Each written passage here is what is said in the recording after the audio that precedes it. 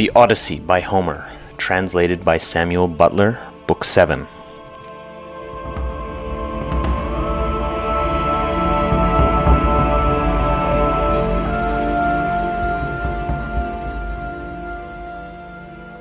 Thus then did Ulysses wait and pray, but the girl drove on to the town. When she reached her father's house, she drew up at the gateway, and her brothers, comely as the gods, gathered round her, took the mules out of the wagon, and carried the clothes into the house, while she went to her own room, where an old servant, Eurymedusa of Aperia, lit the fire for her. This old woman had been brought by sea from Aperia, and had been chosen as a prize for Alcinous, because he was king over the Phaeacians, and the people obeyed him as though he were a god. She had been nursed to Nausicaa, and had now lit the fire for her, and brought her supper for her in her own room. Presently Ulysses got up to go towards town, and Minerva shed a thick mist all round him to hide him in case of the proud Phaeacians who met him should be rude to him, or ask him who he was. Then, as he was just entering the town, she came towards him in the likeness of a little girl carrying a pitcher. She stood right in front of him, and Ulysses said, "My dear, will you be so kind as to show me the house of King Alcinous? I am an unfortunate foreigner in distress, and do not know one in your town and country." Then Minerva said, "Yes, father stranger, I will show you the house you want, for Alcinous lives quite close to my own father. I will go before you and show you the way, but say not a word as you go, and do not look at any man, nor ask him questions, for the people here cannot abide strangers, and do not like men who come from some other place. They are a seafaring folk, and sail the seas by the grace of Neptune in ships that glide along, like thought, or as a bird in the air."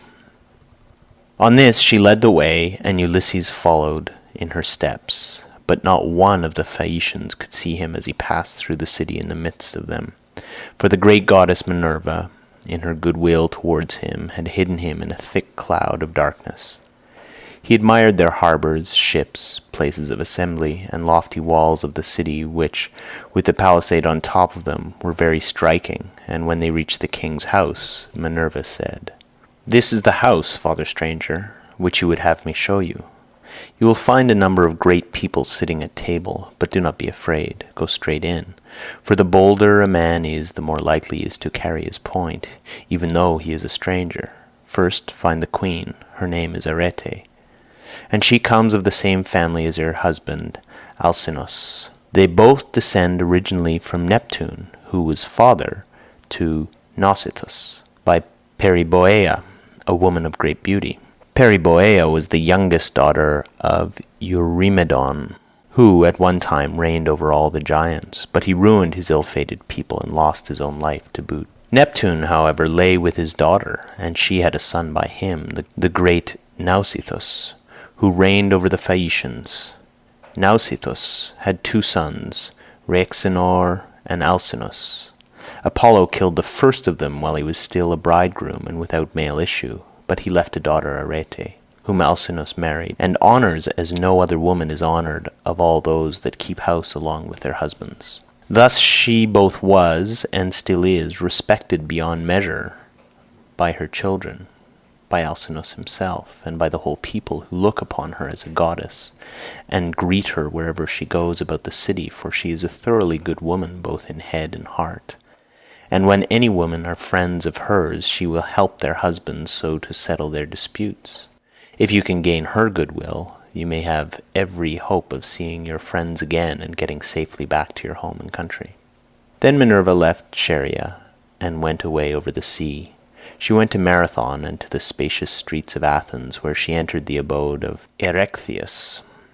But Ulysses went on to the house of Alcinous, and he pondered much as he paused a while before reaching the threshold of bronze, for the splendour of the palace was like that of the sun or moon. The walls on either side were of bronze from end to end, and the cornice was of blue enamel. The doors were gold and hung on pillars of silver that rose from the floor of bronze, while the lintel was silver and the hook of the door was gold. On either side there stood gold and silver mastiffs which Vulcan, with his consummate skill, had fashioned expressly to keep watch over the palace of King Alcinous. So they were immortal and could never grow old. Seats were ranged all along the wall, here and there from one end to the other, with coverings of fine woven work which the woman of the house had made. Here the chief persons of the Phaeacians used to sit and eat and drink, for there was abundance at all seasons, and there were golden figures of young men with lighted torches in their hands, raised on pedestals to give light by night to those who were at table. There are 50 maidservants in the house, some of whom are always grinding rich yellow grain at the mill, while others work at the loom or sit and spin, and their shuttles go backwards and forwards like the fluttering of aspen leaves, while the linen is so closely woven that it will turn oil. As the Phaeacians are the best sailors in the world, so their women excel all others in weaving, for Minerva has taught them all manner of useful arts, and they are very intelligent. Outside the gate of the outer court there is a large garden of about 4 acres with a wall all round it. It is full of beautiful trees, pears, pomegranates, and the most delicious apples. There are luscious figs also, and olives in full growth. The fruits never rot nor fail all year round, neither winter nor summer, for the air is so soft that a new crop ripens before the old has dropped. Pear grows on pear, apple on apple, and fig on fig, and so also with the grapes, for there is an excellent vineyard. On the level ground of a part of this, the grapes are being made into raisins. In another part they are being gathered. Some are being trodden in the wine tubs, others further on have shed their blossom and are beginning to show fruit. Others again are just changing color. In the furthest part of the ground there are beautifully arranged beds of flowers that are in bloom all year round. 2 streams go through it, the one turned in ducts throughout the whole garden, while the other is carried under a ground of the outer court of the house itself, and the townspeople draw water from it. Such, then, were the splendors with which the gods had endowed the house of King Alcinous. So here Ulysses stood for a while and looked about him. But when he looked long enough, he crossed the threshold and went within the precincts of the house. There he found all the chief people among the Phaeacians making their drink offerings to Mercury, which they always did last thing before going away for the night. He went straight through the court, still hidden by the cloak of darkness in which Minerva had enveloped him, till he reached Arete and King Alcinous. Then he laid his hands upon the knees of the queen, and at the moment the miraculous darkness fell away from him, and he became visible. Everyone was speechless with surprise at seeing a man there, but Ulysses began at once with his petition. "Queen Arete," he exclaimed, "daughter of great Rhexenor, in my distress I humbly pray you, as also your husband and these your guests, whom may heaven prosper with long life and happiness, and may they leave their possessions to their children, and all the honors conferred upon them by the state, to help me home to my own country as soon as possible, for I have been long in trouble and away from my friends." Then he sat down on the hearth among the ashes, and they all held their peace till presently the old hero Echinus, who was an excellent speaker and an elder among the Phaeacians, plainly and in all honesty addressed them thus. "Alcinous," he said, "it is not creditable to you that a stranger should be seen sitting among the ashes of your hearth.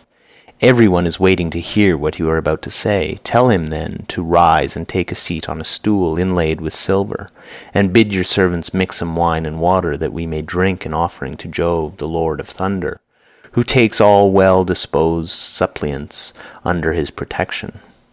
And let the housekeeper give him some supper, of whatever there may be in the house." When Alcinous heard this, he took Ulysses by the hand, raised him from the hearth, and bade him take the seat of Laodamas, who had been sitting beside him, and was his favourite son.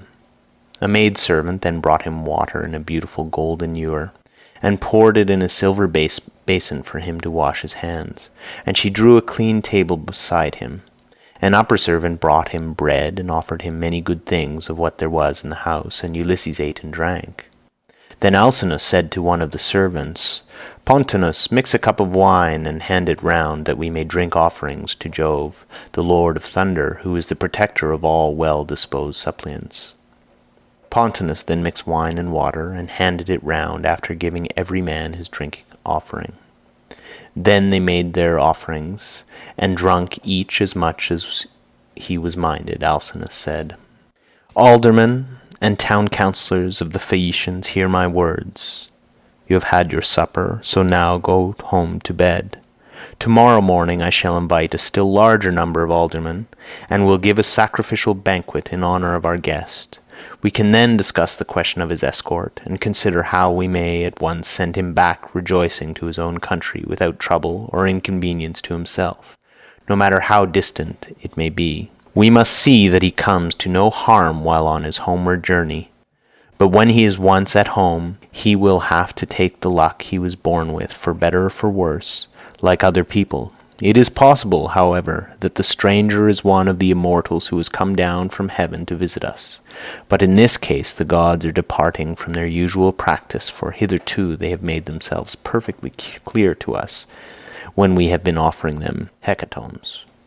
They come and sit at our feast just like one of ourselves, and if any solitary wayfarer happens to stumble upon some or other of them, they affect no concealment, for we are as near of kin to the gods as the Cyclopses and the savage giants are."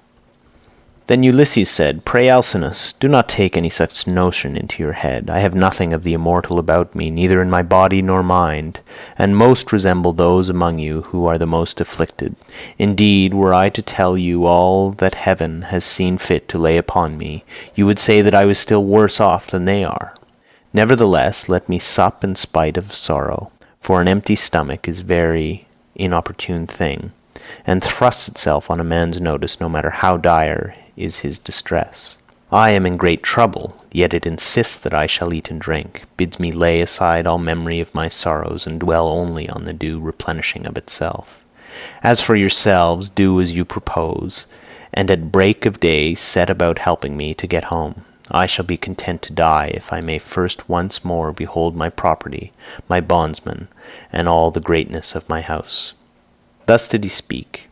Everyone approved his saying, and agreed that he should have his escort, inasmuch as he had spoken reasonably. Then, when they made their drink offerings, and had drunk each as much as he was minded, they went home to bed, every man in his own abode, leaving Ulysses in the cloister with Arete and Alcinous, while the servants were taking the things away after supper. Arete was the first to speak, for she recognized the shirt, cloak, and good clothes that Ulysses was wearing, as the work of herself and of her maids. So she said, "Stranger, before we go any further, there is a question I should like to ask you. Who and whence are you, and who gave you those clothes? Did you not say you had come from beyond the sea?" And Ulysses answered, "It would be a long story, madam, were I to relate in full the tale of my misfortunes, for the hand of heaven has been laid heavy upon me. But as regards your question, there is an island far away in the sea which is called the Ogygian. Here dwells the cunning and powerful goddess Calypso, daughter of Atlas. She lives by herself, far from all neighbors, human or divine. Fortune, however, brought me to her hearth, all desolate and alone, for Jove struck my ship with his thunderbolts and broke it up in mid-ocean. My brave comrades were drowned, every man of them, but I stuck to the keel, and was carried hither and thither for the space of 9 days, till at last, during the darkness of the 10th night, the gods brought me to the Ogygian island, where the great goddess Calypso lives. She took me in and treated me with the utmost kindness. Indeed, she wanted to make me immortal, that I might never grow old, but she could not persuade me to let her do so. I stayed with Calypso 7 years straight on end, and watered the good clothes she gave me with my tears during the whole time. But at last, when the 8th year came round, she bade me depart of her own free will, either because Jove had told her she must, or because she had changed her mind. She sent me from her island on a raft, which she provisioned with abundance of bread and wine. Moreover, she gave me good stout clothing, and sent me a wind that blew warm and fair. Days 7 and 10 did I sail over the sea, and on the 18th I caught sight of the first outlines of the mountains upon your coast, and glad indeed was I to set eyes upon them. Nevertheless, there was still much trouble in store for me, for at this point Neptune would let me go no further, and raised a great storm against me. The sea was so terribly high that I could no longer keep my raft, which went to pieces under the fury of the gale, and I had to swim for it till wind and current brought me to your shores. There I tried to land, but could not, for it was a bad place, and the waves dashed me against the rocks. So I again took to the sea and swam on till I came to a river that seemed the most likely landing place, for there were no rocks, and it was sheltered from the wind.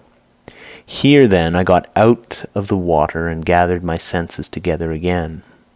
Night was coming on, so I left the river and went into a thicket, where I covered myself all over with leaves, and presently heaven sent me off into a very deep sleep.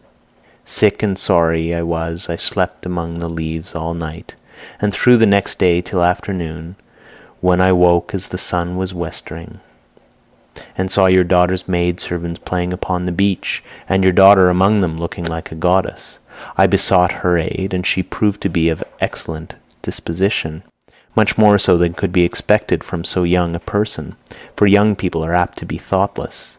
She gave me plenty of bread and wine, and when she had me washed in the river, she also gave me the clothes in which you see me. Now, therefore, though it has pained me to do so, I have told you the whole truth."